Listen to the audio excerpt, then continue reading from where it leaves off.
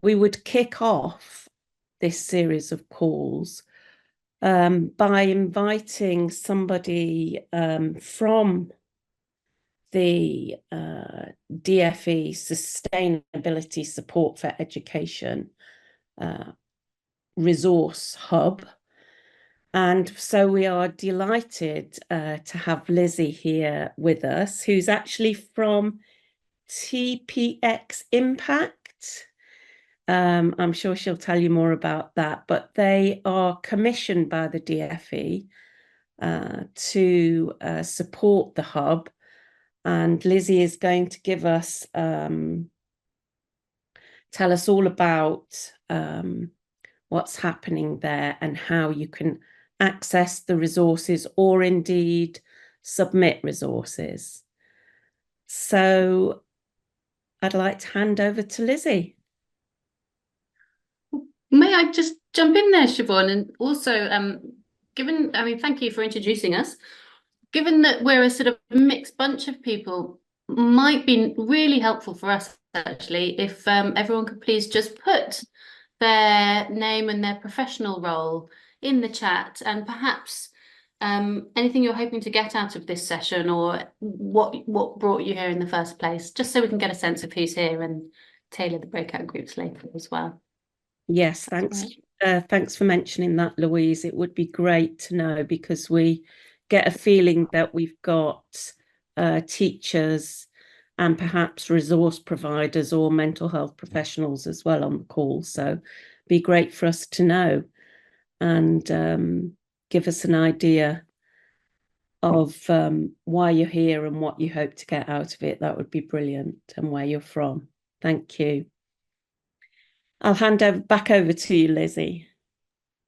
Thank you. Yeah, I'll start whilst people kind of do that in the chat, if that's okay. I am going to share my screen because I got a bit of a presentation prepared. So let me bring that up. Does that appear for you all as a slideshow? Yeah, great. Okay, cool. So yeah, I'm here to talk about sustainability support for education, which is a new service that was commissioned by the DfE and is, I'm going to say, sort of in the process of being launched. There is a live service at the moment. We've been doing a couple of iterations of that over the summer, and in fact, on Monday, a kind of next bit of features and functionality will also be released. So in the plan that we've been kind of like building towards having something relatively well-rounded available for people to use from September. So I will talk a little bit about what is there now and what is coming. And I'm sort of, as you said, Louise, assuming a bit of a mixed audience here of both people kind of in education roles and also those who are potentially more kind of resource providers, but hopefully this is like of interest to all of you, and like very open to kind of questions and discussion. So this is just a bit of what I'll take you through today. So a bit of the context for the service itself and an overview of the service. I'm going to give you a bit of a demo of it and take you through that. And then talk to you a bit about how to get your resources included on the service, and then some broader routes to get involved as well. Let me just, sorry, I need to move my images around so I can see the screen. There we go. Okay, cool. So I work for an organisation called TPX Impact. So TPX Impact are a digital transformation organisation.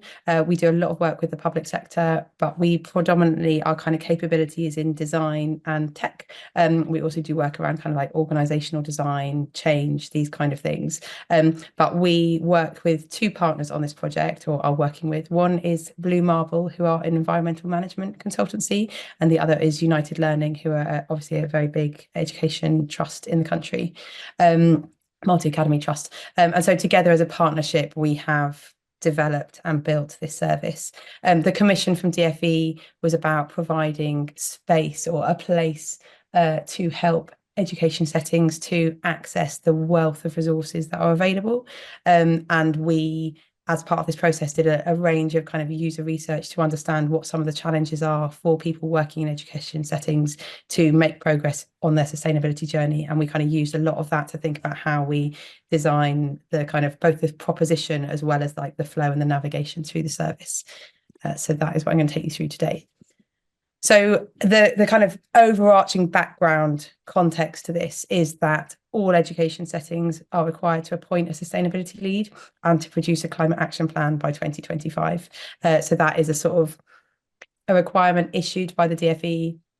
It's not one that is kind of like enforced by Ofsted or anything like that, but it's very much kind of part of the ambition that the department has for how to kind of keep moving forward around sustainability, which is about how can settings kind of like taking some responsibility around that. But their investment in this project was about how do they support settings to do that and to think about what needs to go in their plan.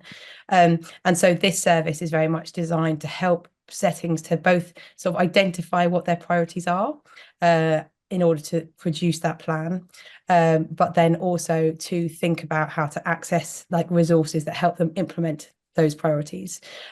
So from the research that we did, it was really clear that there are many people in the sector that would really like to be doing more on sustainability. Like there are a lot of highly motivated people, but those people are time poor. They don't have access to resource, by which I mean like both time and money. There are many other pressing priorities that exist within their setting. And so we were sort of thinking about what would a service look like that would respond to the reality of those tensions. And so this service has very much been designed with that in mind. So as I say, commissioned by DfE to support people to kind of deliver on that strategy. As a free online resource, and about helping the settings to find the actions that they might want to take, and then the resources that support them to implement that action. And that it sort of, you may or may not be familiar with the kind of DfE sustainability strategy that they published in, I always like the years move on. I think it was 2022, I think their strategy was published, and it had kind of 4 pillars within that strategy. So decarbonisation and energy efficiency, climate adaptation and resilience, biodiversity and green infrastructure, and then climate education, green skills and careers. And so on the service, you'll find actions and resources that sit against kind of each of those pillars. It is targeted towards settings in England because that is the scope, the kind of breadth of reach that the DfE has, but we have designed it in a way that it means it's accessible by anyone and hopefully like relevant and useful to anyone. And it's targeted at people who are both in kind of teaching, non-teaching and leadership roles, and that is about understanding that often within a setting the kind of motivation and the energy to be working on this topic may come from anywhere and from anyone. And what we wanted to do was make sure that whoever you are, if you want to do something on this in your setting, there are like kind of actions and resources on there that can get you started, as well as help to think about how you might bring others in and with you on the journey. As I said, the service is evolving. So we've got a live service at the moment. There's new functionality that will be coming out on Monday, and then there's kind of more development work that's being done over the autumn, and there'll be a kind of further iteration towards the end of the year. I've just put that link in there. I'm sure we'll share the slides afterwards. Maybe some of you have even heard of or had a look at the service. If you have, I'd be very interested to hear any kind of thoughts or feedback. But the link's in there for you to go and have a look. I just want to also acknowledge the kind of broader service landscape that this sits in. So as I said, DfE sort of have this hope or this ambition that all settings will have their own climate action plans. But in order to support settings to do that, there are a number of different projects that they've invested in. So ours sits on their sustainability support for education as the kind of like online resource hub. There's also an in-person service that they've commissioned. So Climate Ambassadors is delivered by the University of Reading and EAUC and STEM Learning. And that is an opportunity for settings to make a request for somebody to come in person to the nursery, to the school, to the college, to come and discuss with them and understand more clearly like where are they at and what is it that they might do next, and provide some slightly more tailored support depending on kind of their specific needs that they have. Let's Go Zero, I imagine you're probably aware of as like a kind of the broader campaign that they run. They have also introduced a set of climate advisors who are now, I think they are now up and running across the whole country. They've been building them up kind of region by region, and that is also kind of free, specifically targeted at schools, for schools to be able to draw on to have an individual work with them on their climate action plan and help them think about what are the kind of appropriate actions that they might take next.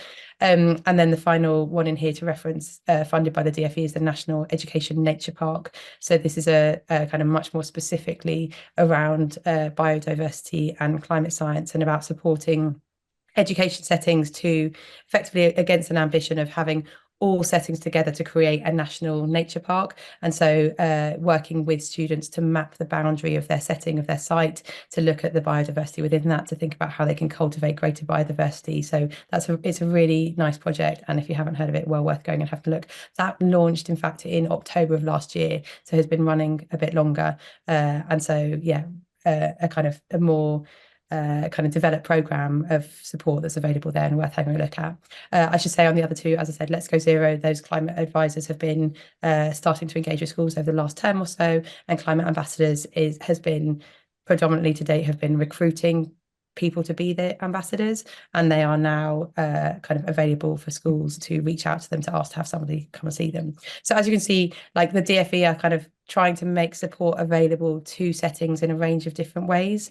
And so our service is kind of like part of that broader landscape. So just to give you a bit more detail about the service itself. So as I said, from the research that we did, our understanding was that often what's happening is settings or individuals within settings are getting stuck because partly there's just so much information out there, they don't really know where to go or what to do next. But therefore they kind of either getting started in the first place or making progress once they've done a few things, kind of working out what's best for them to do next is a really big challenge. So the way that we structure the service is such that it helps them decide what the actual action is that they should take next. So what are the steps, what are the priorities that they should be focused on? And those things are based on what you've already done, what you as an individual, kind of what your role is, or what the setting type is that you're working in, the resources that are available to you, so the kind of like time and money, for example, but also like kind of what will be most impactful. And then the second goal that we have as a service is to try and therefore make it quicker and easier to find kind of the relevant information to help you deliver against those priorities. So helping you kind of lead you to the resources that help you implement those things that you've decided to do. And the DfE was really clear about wanting that to be this kind of like trusted information. So there is quite a lot of stuff out there. And what it was about is about looking at kind of the materials and putting those through a kind of quality assurance process so that people can feel confident they're getting themselves to the right places. So just I would give you a full demo, but just to give you a bit of a sense of what that feels like. So there are different ways that you can use the service basically. So this first screen is really about like browsing. So we've got a number of kind of categories on there. Those categories are things like how far along you are in your journey. So whether you're setting the groundwork really at the start, if you're starting to take those first steps, and that kind of progresses through effectively sort of like 5 what we call maturity levels of like how mature the work is you guys have done so far. But also you could choose by setting types. As you can see, there's like early years, primary, secondary. So you can use those to kind of hone in on what are the kind of actions that you want to do. Or you can use the kind of filters that we've got. So on the service, as you look at the actions, you have a set of filters at the top, and you can use those to kind of basically using that to kind of bring different things to the top as the options of the things that you might do. And then finally, you can create an account. When you create an account, we ask you a series of questions, and we use those questions to basically pre-populate your filters so that it's giving you things that are tailored specifically to you based on the answers to your questions. You can still use the service to undo those filters and still have a look around, but there's a kind of setting button in there, so you can always go back to the filters being set at what it is that you set alongside kind of your needs as a setting or your kind of status as a setting. When you get through to the information, it helps you kind of, we tell you a bit about what the action involves, so you can kind of click through and you can see more detail about what's involved in the action. We also give you a bit of kind of sequencing if there's something that you should have completed first before you take that action. And then alongside the action, you get a series of resources, which are the things that these are third-party resources to help you implement that action. You can save that action, so you can create a kind of a list for later, be that a kind of to-do list or something you want to share with a colleague. So a way to kind of like hold all of that together so that you can kind of come back to it over time. The work that's being developed at the moment, and as I say at the moment, some of this will be live as of Monday, but we're sort of adding to it some guidance on, we recognise that some of this stuff are things that you would do yourself within a setting, but there's also obviously kind of, we're calling them kind of like contractors, but basically your professional services that you might draw on to come and do an audit, for example, or implement some work for you. And so the DfE are not in a position of wanting to kind of recommend specific suppliers. So, but what we do is give you some advice on how you might think about either engaging with your current supplier or looking for a new supplier to help you deliver against some of those things. Similarly, we understand that a lot of these kind of actions that you might take might require some training for your staff. And so again, giving a bit of guidance on how to think about and how to go about finding and engaging a training provider. What are the sort of things that you should be looking for when appointing a provider? But also a couple of other changes coming are the kind of lists that you can create at the moment. The first version of that has just been to be able to create one list. You'll be able to create multiple lists. So as I said, you can kind of use those like sort of a now, next, later type list, those kind of things, but also you can download those into an Excel file. We know that a lot of settings will already have their ways of like planning and actioning and moving through their kind of their implement delivery plans and all that kind of stuff. So we want to make it as accessible as possible to kind of integrate with the systems you currently use, so that you'll be able to download those. And we are also kind of adding actions and resources all the time. So we've been working along the kind of maturity levels, and on Monday we'll be adding a whole heap of resources. They're actually live on the site now. A whole heap of resources in relation to the fourth one, the fourth level of maturity, which is kind of learning to lead. So there's kind of resources now available against increasing levels of kind of like maturity that a setting might have.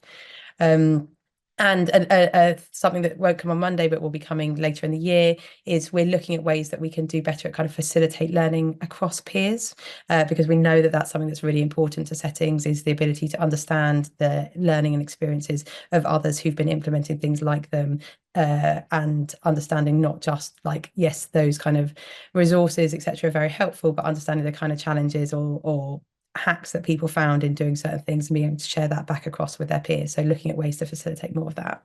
So I'm going to do a bit of a demo now. So I'm just going to move on to a different screen share to be able to do that. So the first thing this is the homepage. So this is where you land, and there's an opportunity immediately to sign up if you wish to, and just gives you a little bit of information about the DfE strategy. These are the kind of categories that I was talking about. So here's your opportunity to have a look at, depending on the kind of amount of sustainability activity you've already undertaken.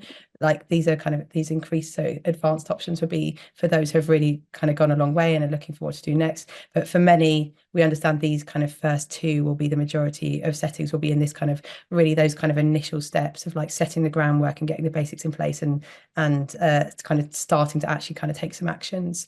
You can also choose based on the type of setting that you are, or we really recognise in a lot of the research that we did was that many settings have actually other priorities, and that is a big struggle for people when kind of resources and funding are going towards those other priorities. And so we wanted to make sure that where there are actions that you can take that will also deliver against those priorities, trying to make that link for people to be able to kind of make the case, be it to their senior leadership team or others, that there might be things in there that they can do kind of against those activities too. So that's kind of the main categories. There's also just, I'm not going to go through it all now, but there's a bit of information up the top here, which for some reason is not showing.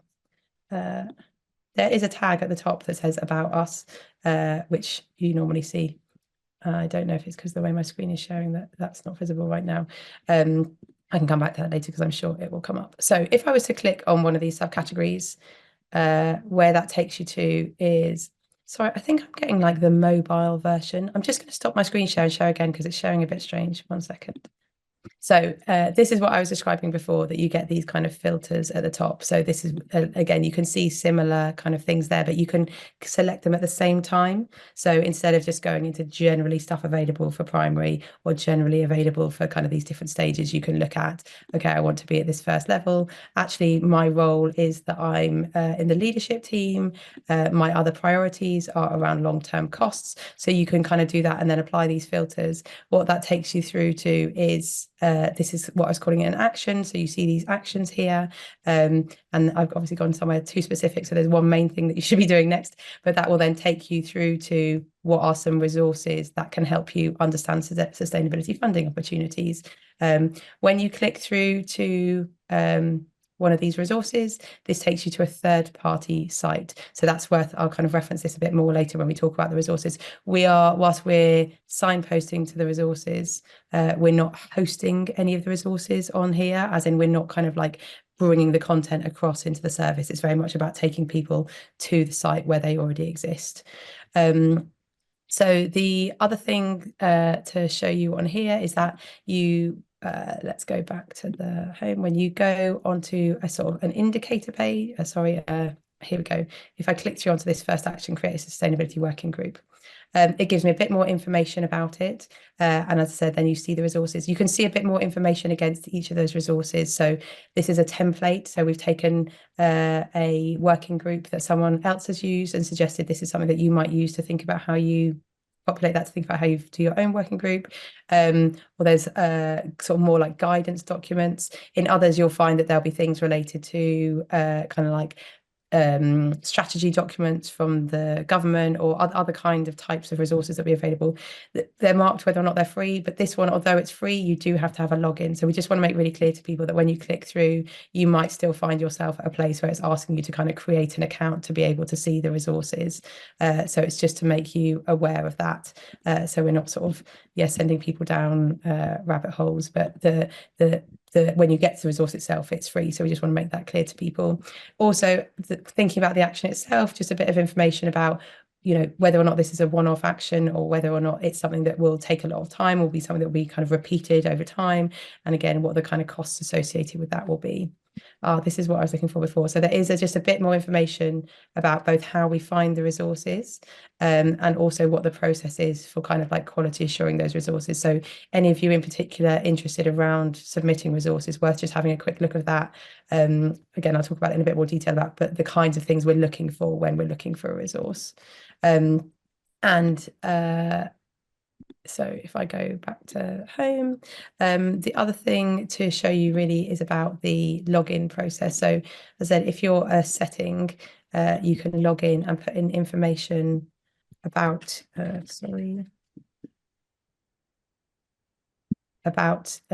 your setting. What happens then is it gives you this much more tailored view. So I've obviously already created a login, so I'm sorry I haven't been able to show you kind of the login process itself.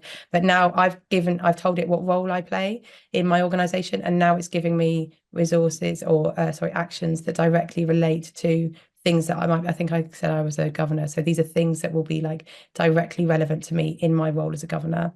And then it's separately giving me specific suggestions that relate to my type of setting. So I've said I'm a primary school, and I've given a bit more information about kind of our estate and things like that. And then it's giving me specific recommendations based on that. So we're really trying to like this kind of notion of educators being time poor and the time it takes to kind of get out there and find this. We're trying to do as much as we can to kind of shortcut some of that for you and take you to the places that will help you kind of make decisions about what you want to do next.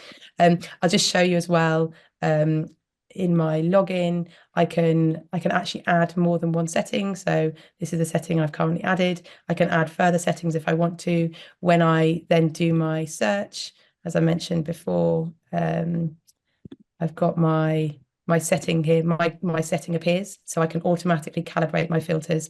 I can do that if I've put 3 or 4 settings in, because potentially I'm a governor of one, I'm a teacher of another, or I'm part of a MAT and I want to be able to look at 3 or 4 settings associated with my MAT. I can have those all in here kind of pre-populated and be able to look across those.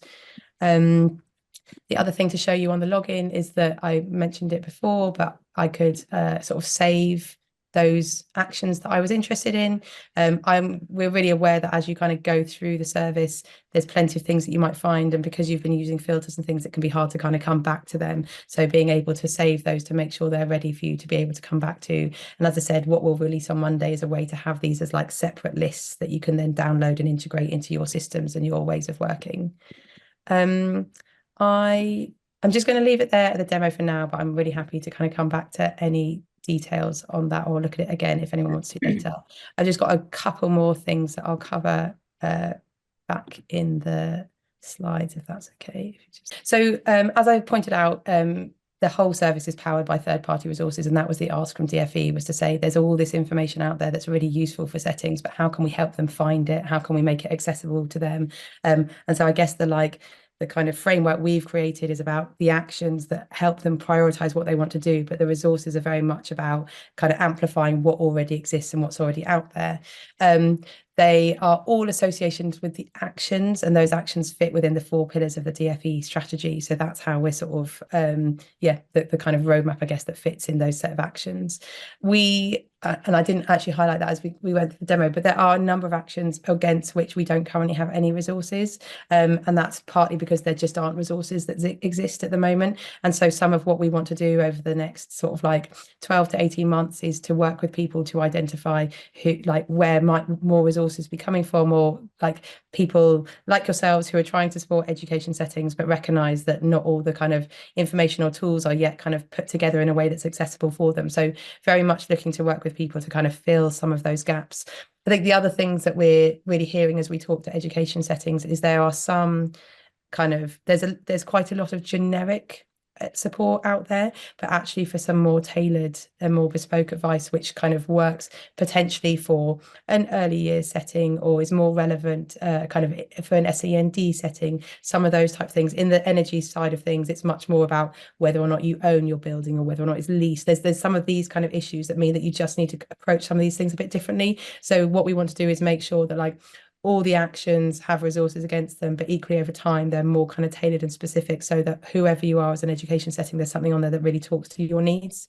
So in order to submit a resource, we have been refining this process over time. So hopefully it's like feeling more kind of intuitive and works a bit better than it was necessarily at the beginning. But we basically have a form that you can use to submit the resource, and there's just there's a little bit to complete there just to help us make sure we're kind of putting it in the right place and categorizing it in the way that you would too.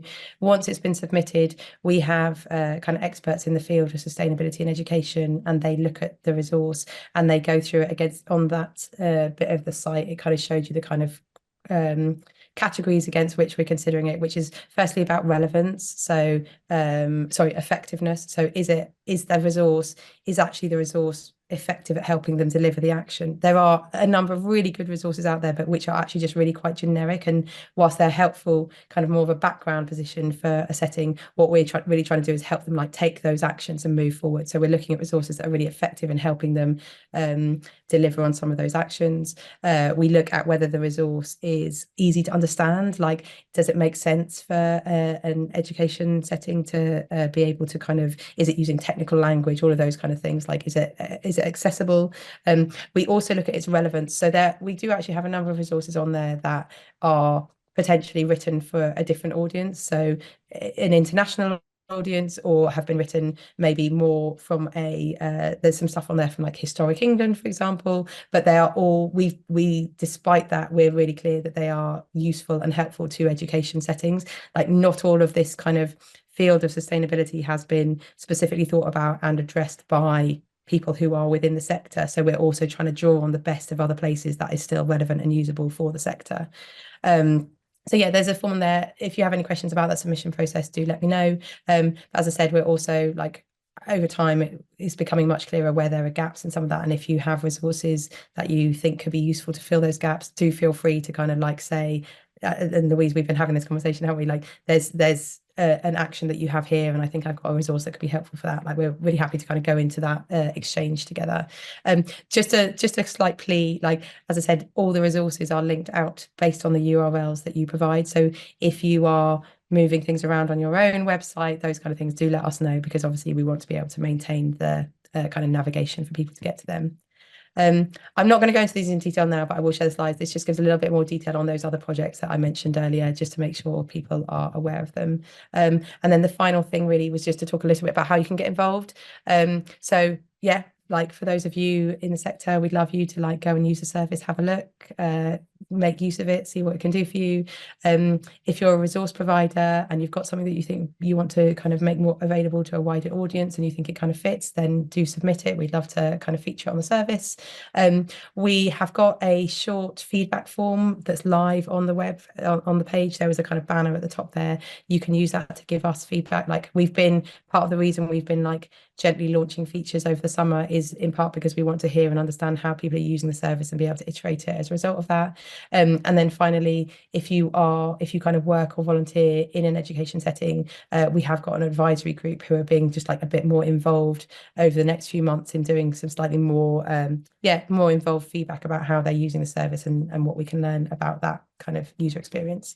So those were the main things. As I said, here's the link, go online, have a look, and let us know what you think of it. Wow, Lizzie.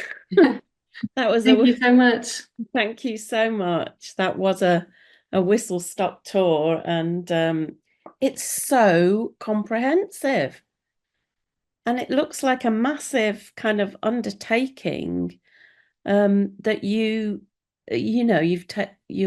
group has taken on board there, because in those 4 pillars, and to have resources in all of those different areas and for all of the age range. I saw like the early years were on there and everything, and I was thinking, oh my goodness, this is huge. Thank you. Oh, I'm glad you say that, and all feedback is welcome. I will definitely kind of let the team know of your initial response. But I think one thing I would say on the early years in particular is that the site is as good as the resources that exist. And so some of those, there are some places where there are not bespoke early years resources. There are some places where there are, and there's some. And what we want to do is hopefully by creating that kind of navigation, we also expose some of those gaps so that people will hopefully help us fill some of them, because some of this stuff really does look different in early years than it does in schools, than it does in colleges. And we want to make sure that by kind of setting it all out in this way, we're helping to fill those gaps for those settings. Yeah. Brilliant. Thank you, Lizzie. Okay, if people are happy to ask their own questions, I'll just take them in the order that they were asked. Bridget, do you want to ask yours? Hello. Yes, I'm not going to turn on my video. This may have been answered a little, but it's really, I suppose, a plea to be aware that the Earth crisis is real and terrifying and all-encompassing, and it's the disruption of all living systems. And so, in a way, there needs to be in the kind of offerings a recognition, really, that this is a mental health crisis, and that there's a need for resourcing that is arts-led, child-centered, holistic. I mean, I'm showing my sort of philosophy here, really, but how can we make sure that this kind of resource doesn't just look so corporate and isn't so led by STEM or the provision of information, but is actually helping to support teachers to deal with this? Yeah, thank you, Bridget. Sorry. Yeah, thanks, Bridget. That's a really great question and a very good kind of provocation. I guess a couple of things in response to that. We heard really clearly in our research with settings that what they wanted to see was something that looked and felt like it had come from government. They wanted it to feel that they were being given that sort of like the credibility of the resources that they were being pointed towards, and that they wanted it to, some of them said, we want it to look even more corporate than it does. Like you sort of want that kind of assurance around it. And so I definitely hear what you're saying. And we did actually think quite long and quite hard in the early stages of this, of like what that look and feel should look like. And this was definitely, it does look like a government website, but it has much more functionality than a government website. But I hear what you're saying, and yet the intent was actually quite specifically to be in this vein because of what we'd heard from people who wanted to be able to use it. I'm sorry, can I just have a quick comeback there? I didn't really mean to say about the look and feel. I meant really that I'm concerned that more arts-led and child-centered and holistic approaches won't be seen as trusted. So it will be much harder to jump through the hoops, and therefore much harder for this kind of important, vital, and also often authoritative and deeply evidenced kind of work, that it will be harder for it to get through the hoops and be accepted. That's really what I meant, but you don't have to answer that. But Oh, no, I want to answer that because I want to understand. So when you say it'll be harder for it to be accepted, what do you mean? Well, you know, quite a lot of arts or psychological provision is you know, it's not always fitting to a national curriculum subject, or, you know, fitting a very specific practical purpose. And yeah. may I just jump in there, Bridget? Because I do sorry. think you raise a valid concern. Sorry, context. I'm Louise Edgington, educational psychologist, working on the Climate Courage campaign for Climate Majority Project. I share your concerns, Bridget, and I was in conversation with Lizzie this morning and just saying that, you know, I don't think the DfE strategy on its own addresses those concerns enough. But as far as we're concerned, part of the rationale for holding this call and for the subsequent CMP calls was really to kind of encourage and invite resource providers that are producing materials in that vein to get their resources up there. And after Lizzie's finished the Q&A, I'll be kind of just looking at the list of resources that we at the Climate Majority Project put together that we do feel addresses the more, you know, the inner dimension, the more sort of harder to, what might be seen as less likely to make it on a government website stuff. That said, I do just want to really acknowledge that sustainability support for education have been very open and have accepted my resources, you know, as a psychologist already. And my experience has been that, you know, everyone I've spoken to there has been quite understanding of the need for the inner work to be up there. Thank you. Can I just say one more thing? Thanks, because it's like, and I really welcome the questions. Like, it's really helpful. Like, it's partly why it's great for me to come and speak to you guys to kind of hear some of those challenges and take those back to the team and think about how we respond to them.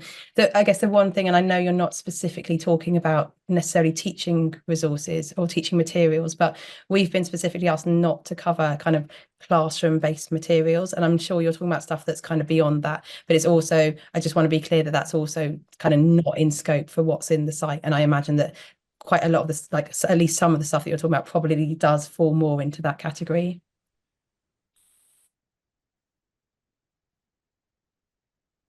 Thanks a lot, Lizzie. Just to give the people who put their questions in the chat chance to ask. Meryl, you had a quick one, I think.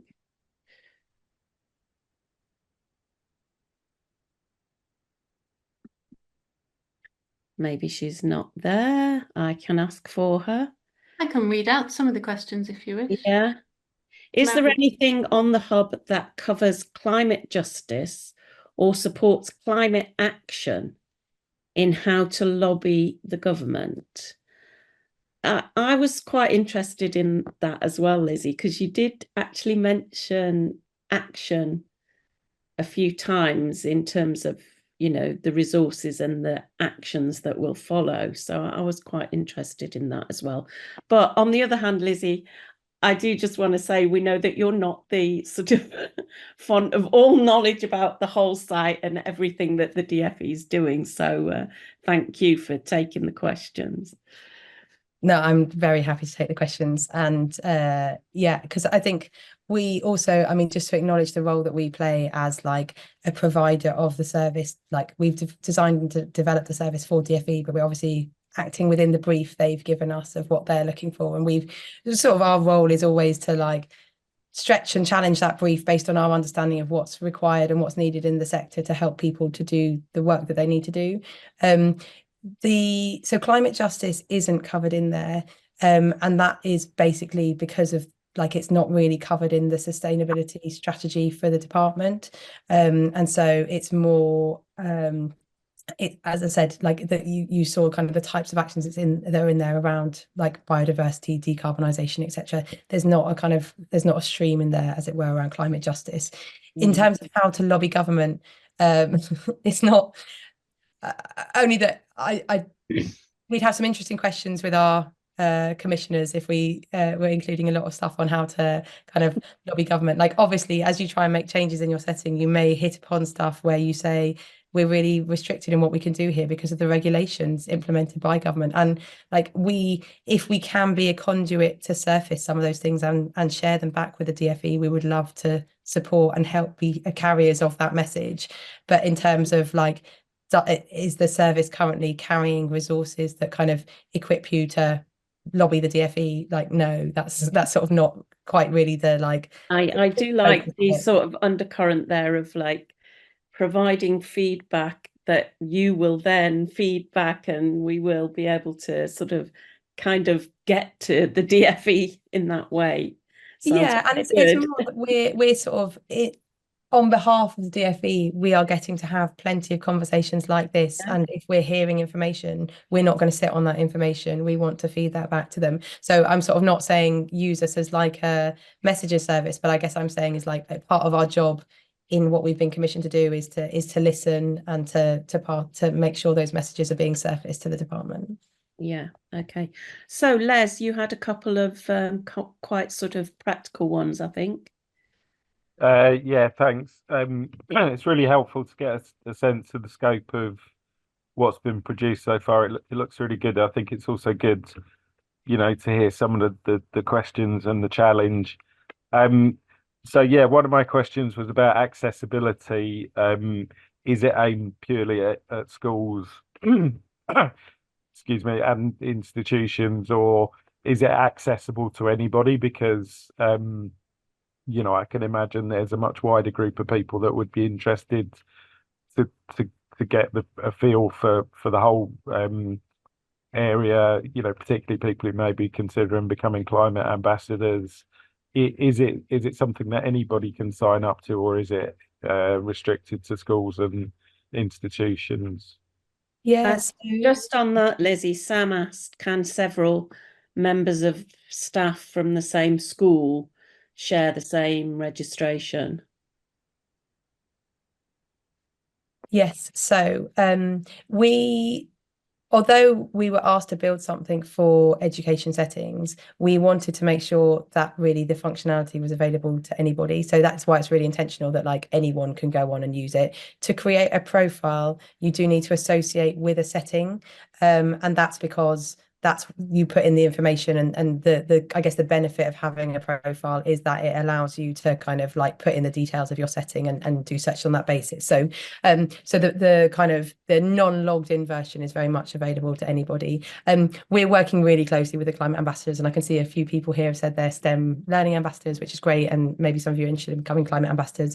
We're working with them as to how they can also use it and be able to kind of use all of that logged in functionality too. And basically we're trying to work out how they can do that and associate with a school in a way that doesn't ruin the data. But in terms of multiple users from a single setting, so like if you wanted to use the same email address to log in, you absolutely could. It's basically a thing that we've got in development at the moment, is to work out how much there is a need or a desire for people to be able to see who else in their setting is using it.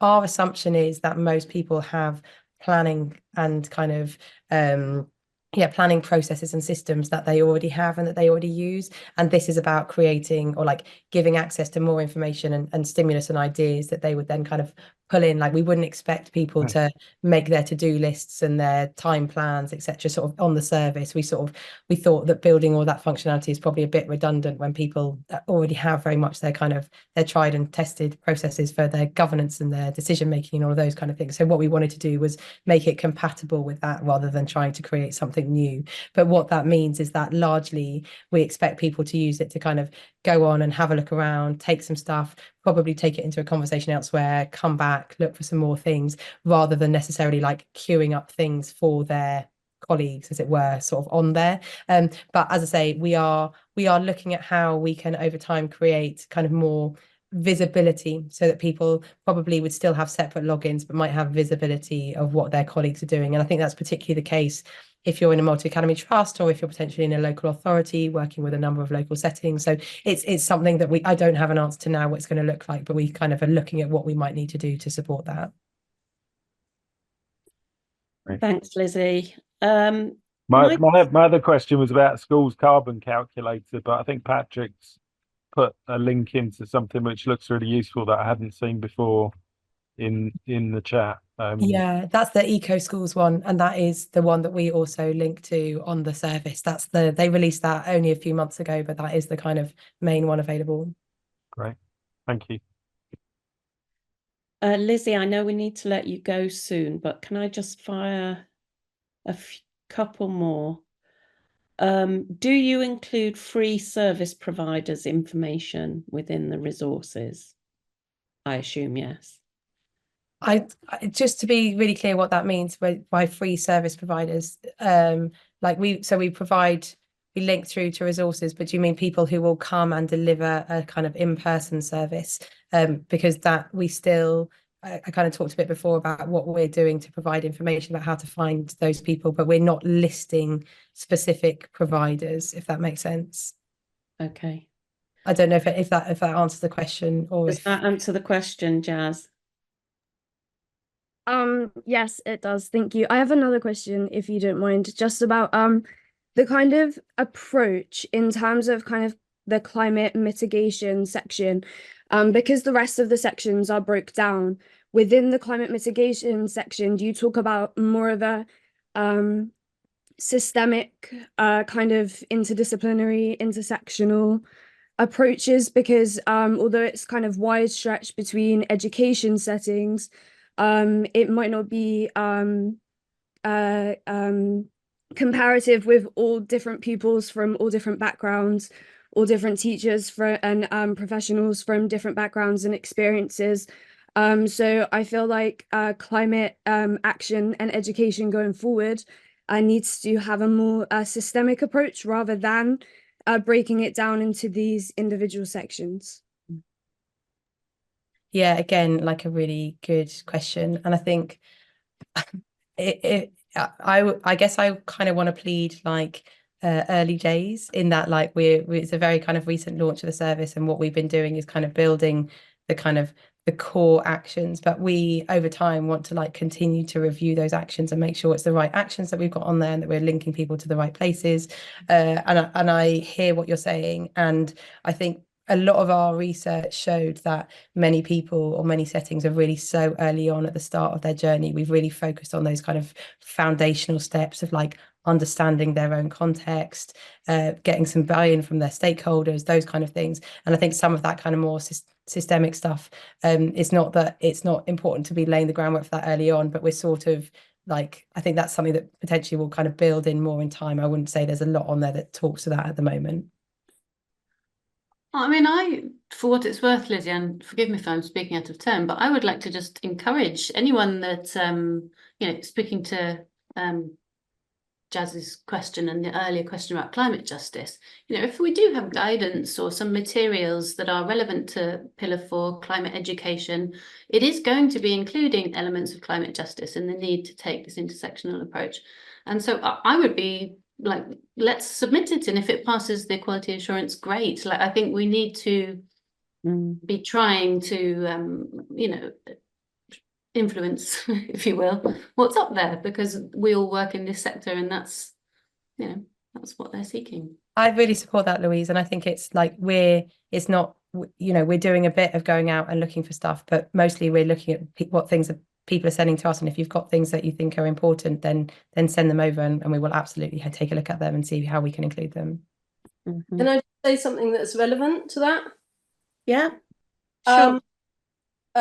Years ago, and I suppose it was a bit ahead of its time, a book was produced by a couple, and it was about citizenship, and it was all in line with the educational programs at that time, and it did have a lot of work about, well, it had themes. There was so much in the book, and it was kind of I think it was Rax, can't remember, but I'll try and make sure that it gets entered into the application process. Thanks, Anna. Thanks. So Lizzie, there was a question about the gaps that you have found so far. You mentioned that there were some areas that there weren't maybe as many resources out there. And somebody asked if you could just tell us, what are the gaps?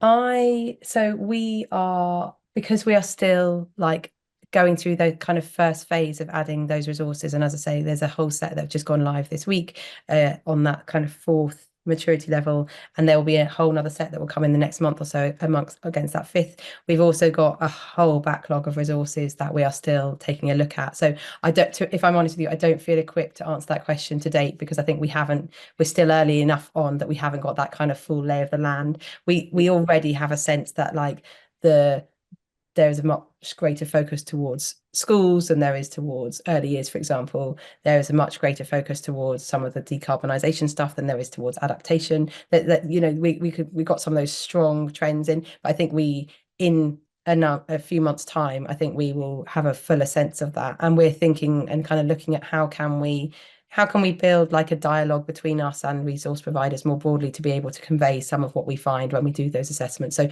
we will kind of formally do a regular assessment of the gaps and look at how we can kind of feed that back. Thank you, Lizzie. I am conscious that you have a sort of hard stop at 7:30. I'll just briefly open it up in case there is one burning question that anyone would like to ask before Lizzie has to dash. I feel like we may be inviting Lizzie back in 2025 for a kind of update and see where we're at and see what's on there and see how we're doing. I think that would be amazing, Lizzie, if you could do that. Yeah, well, obviously we can stay in touch. Thank you for inviting me. It was great to come and meet you, and they've been really great questions. So thank you. I'm sorry I haven't had perfect answers to all of them, but as I say, your provocations are useful, and I will take them back, and we can kind of think about them and discuss them as a team. Do take a look at the site, and as I said, there's routes through there to give feedback. We really want to hear people's feedback and understand like how it can be useful to people, anything that would make it more useful, those kind of things. So yeah, do let us know. Lizzie, thank you so much. It was a very comprehensive overview of the site, which is exactly what we were after. And it's plenty of food for thought for us in terms of, where are those gaps in terms of what we'd like to see up there. And I feel encouraged that we can kind of work together to try and plug those gaps as best as we can anyway. But thank you so much. Cool. Thanks so much. Take care. Thank you. Thank you. Okay, so I'm going to hand over to Louise now, who's going to give us just a quick overview of the resources that are on the CMP website, which hopefully you'll find helpful, and the calls that we've got coming up. And then we're going to have a bit of a plenary and an opportunity to chat a little bit more in a breakout room, just, towards the end of the call. So we will definitely be finishing at 8, hopefully a little bit before, which is what we were planning. Thank you, Siobhan. Yes, and perhaps just to acknowledge at this stage the disconnect between what many of us here would like to be seeing on the DfE agenda and what's there. I feel the same, but for me this is just one of the ways that we can potentially influence the offering, even if we can't influence DfE policy right now. I don't know. This is something that it's just another avenue anyway. But I won't spend too long on this part, but we had hoped to just show for the people that aren't already aware that the Climate Majority Project does have its own list of resources which perhaps do speak to this more whole school, whole needs approach that it is perhaps missing in some elements of the DfE strategy. And then, as Siobhan has said, we will open it out for breakout rooms after that, so you can reflect a little bit on what you think, what you'd like to see, and perhaps what your next steps are. Okay, so as I said, curated resources. So at the beginning of the year, before the DfE Sustainability Support for Education Hub was out, myself, Siobhan and Chantel Burns pulled together this list here within the Climate Majority Project, Climate Courage campaign site. And we were really attempting to pull together all sorts of, teaching tools, guides, online groups, whatever it was that may be useful to educators to address the needs of pupils as we think about the climate and ecological crisis. So everything here is free and doesn't require a login to access. That isn't to say that there aren't other great things out there. This is just a selection of resources that might be useful. We came up with sort of 4 main categories, if you will, these first 4 here, that we think are necessary to meet the whole needs of the child. And these are actually quite different to the 4 pillars that the DfE are talking about. I'll just explain a little bit about them. So the first one, visible leadership, adaptation, measures and mitigation. Now, this is, as it says on the tin, and actually this is more aligned with pillars 1 and 2 of DfE strategy. It's this sense of, can children in schools see that the adults are safeguarding their futures and safeguarding their current realities? So this is a lot of the practical stuff in terms of adaptation and mitigation that we need to see. And I guess our argument is that, yes, this is important for supporting young people as well, because if we're not doing this in schools, there's that sense of abandonment, or almost that sense that the adults aren't taking the issue seriously. The second category, so as well as keeping children physically safe as best we can, we need to be creating that relational safety and really supporting them to explore their feelings, really, in a way that is not shying away from the difficult topics.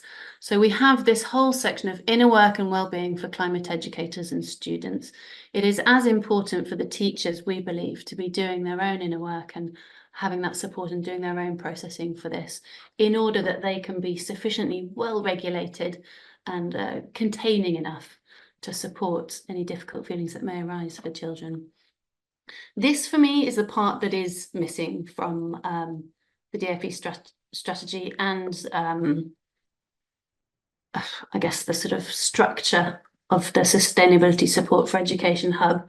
That said, they did accept my submissions in this vein. So just because it's not there, I do think it's worth us, giving it a go. So, yep, we've got a list of lots of different things here. You'll have heard of climate cafes. Cities Rise is going to be within our programme of resources in the coming months that we'll look at in a sort of deeper dive way. Climate Ed Psych is my stuff. Force of Nature. And I'll just leave you to really explore that on your own. The third category that we feel is really important for teachers is that we've here referred to it as supporting teachers with truth telling. It's more about, are we teaching them, yes, the truth, but are we equipping young children with the skills for them to face what's coming with resilience? Are they going to be adaptable? Are they able to think critically? Are they able to engage in a debate and have empathy for others? It's all of those sort of higher order cognitive thinking skills that I guess would fall under pillar 4 of climate education within the DfE structure. But for us, it's sort of broader than that. And so for me, climate justice very much would sit within this box here of, are they learning relevant things about the world as it is today? And are we equipping them with the skills to handle that? Do they feel empowered rather than hopeless? Do they feel a sense of self-efficacy to affect change rather than feeling like it's pointless? It's all those kind of things. So there's a whole load of great organisations that can provide direct support to young people. As we said, a lot of climate justice resources here. Thoughtbox, who are going to be part of our series upcoming, that will dive deeper into what their resources look like, and our Youth for Climate. Now, this is actually our next resource call next week, and I think Emma is here today. So really great student-led curriculum. So that will be really interesting to understand more, I suppose, about what that really means. Are we respecting what young people are saying that they would like to learn? Okay. The fourth category, interdependence and nature connection. Now, really, this has to underpin everything. And for me, that it's this understanding that, you know, that connection to ourselves, to each other, and to nature, to all that is. A lot of that is sort of hard to teach. I feel it's, you know, often present in early years work, and it's, if you look at some of the projects here, it's all, you know, lovely nature-based, quite creative projects, which, yes, a lot of that occurs in early year settings, but arguably there's a case for doing it with older children who may have lost that sense of nature connection as they move through the education system. Again, Thoughtbox is excellent in this space. Okay, and then, so those are the sort of four categories as we see it, the four aspects of climate education that need to be present in order that children and young people will feel emotionally supported. All of their sort of psychological and developmental needs would be met if we consider all of these things. And then the last two categories, we just, honestly, we couldn't quite fit them in. So there were a couple of, down here, general climate education resources, which had loads of different things in there, and I couldn't separate it out. So do explore those, you know, as you wish. And we also really felt it was important to acknowledge that for students in higher and further education, there is a different sort of relational quality between teacher and pupil, and they are learning, particularly, you know, if you are in geological or sort of science-based subjects, often you are learning some very distressing facts about the state of our world, and that can require a different type of support. So we've gathered some of these under this category of higher and further education. SOS UK is a supporter of the campaign, and they do some great work, really galvanizing students to actually engage in activism themselves. Okay. So I guess we wanted to flag this up just to really kind of encourage anybody who may be represented on that list here today to perhaps try and get your stuff onto the DfE website. And also just to say that, you know, if it's not up there on the DfE website, we've made an attempt to represent some of these important topics here. Are there any, still no news on national history GCSE? Yeah, there's some controversy around that. Are there any questions or thoughts on our list of resources, or shall we perhaps go to breakout rooms now and have a little moment to reflect and share on where we're at with it all? Okay. Today's recording. Yes, today has been recorded, and I will leave it in the capable hands of Alexia, I think. Is that right, Alexia, to know where the recording will go and if it can go out to attendees? I don't know. Yeah, that can be. Okay, and thank you. Alexia's just put in there a CMP email address, which is connect@climatemajorityproject.com. If any of you would like to send us any feedback or send us any suggestions for our resource lists, and Bridget, you know, if you want to talk to us about doing an arts and heritage section, that would be amazing. So yeah, please email us if you've got any ideas there or you've got any further questions. So thank you so much, everybody, for coming. I'm going to hand over to Louise, who's just going to mention the upcoming calls. And I just don't know where the time goes in these calls. It's just like disappears so much. But I hope you got something useful out of the call and out of the breakout rooms. And thank you so much for coming. So Louise, our next calls. Thank you. Sorry, I think the screen froze just at the wrong time. But yeah, thank you so much, everyone, for coming. And I will just briefly plug/mention the next 4 calls like this, which are really going to be a deeper dive into some of the resources that we've mentioned today. So this was today, September the 3rd. This time next week, I don't know if Emma's gone, but our Youth for Climate, which is a pupil-designed curriculum, they'll be walking us through that in a bit more detail, which would be really interesting. That's amazing. I'm looking forward to that.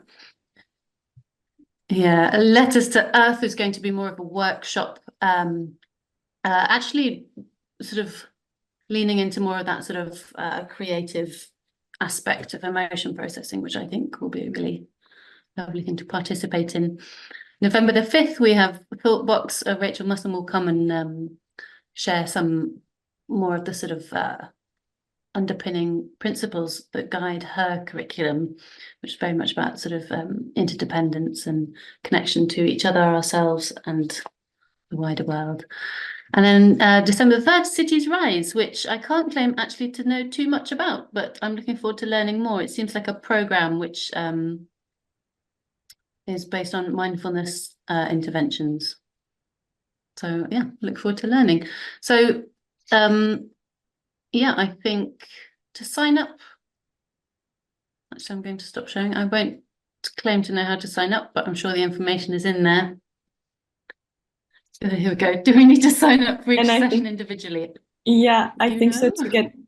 I think the link might be different, but we can send in a follow-up email before next week, the Zoom link to the next one, and we will fix the issue on Eventbrite soon. So apologies that you can't sign up right now, but if you just save in your browser and come to it tomorrow to sign up for the wonderful one with our Youth for Climate next week, then yeah, thanks for your patience. Perfect.